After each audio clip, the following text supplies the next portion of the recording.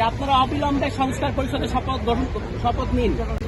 সংসদ সদস্য হিসেবে শপথ নিলেও যে সংস্কার পরিষদের শপথ নেওয়ার কথা জুলাই গণ অভ্যুত্থানের যে জুলাই সনদ আদেশ এবং গণভোট অনুযায়ী সেই সংস্কার পরিষদের শপথ কিন্তু এই সরকার নেয় নাই। অন্যদিকে আমরা দেখেছি নির্বাচন কমিশনের প্রজ্ঞাপন অনুযায়ী ৭৭ জন এমপি সংস্কার পরিষদের শপথ নিয়েছেন এবং এই সরকার দলীয় সংসদ সদস্যরা সংস্কার পরিষদের শপথ না নিয়ে অলরেডি আইন ভঙ্গ করেছেন। আজকে এখানে নাগরিক হিসেবে তাদের প্রতি এই আহ্বান জানাতে এসেছি যে আপনারা অবিলম্বে সংস্কার পরিষদে শপথ নিন।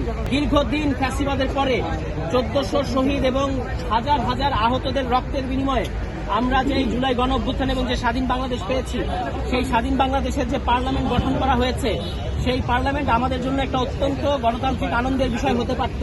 কিন্তু আমরা দেখতে পেয়েছি যে এখানে পতিত স্বৈরাচার ফ্যাসিবাদী আওয়ামী লীগের অবৈধ রাষ্ট্রপতি, যিনি একজন প্রমাণিত দুর্নীতিবাজ এবং যিনি একজন দ্বৈত নাগরিক, এবং এর মধ্য দিয়ে তিনি ইতিমধ্যেই সংবিধান লঙ্ঘন করেছেন, শপথ ভঙ্গ করেছেন, সেই রাষ্ট্রপতিকে দিয়ে আজকে বাংলাদেশের পবিত্র জাতীয় সংসদে উদ্বোধনী ভাষণ দেওয়া হচ্ছে।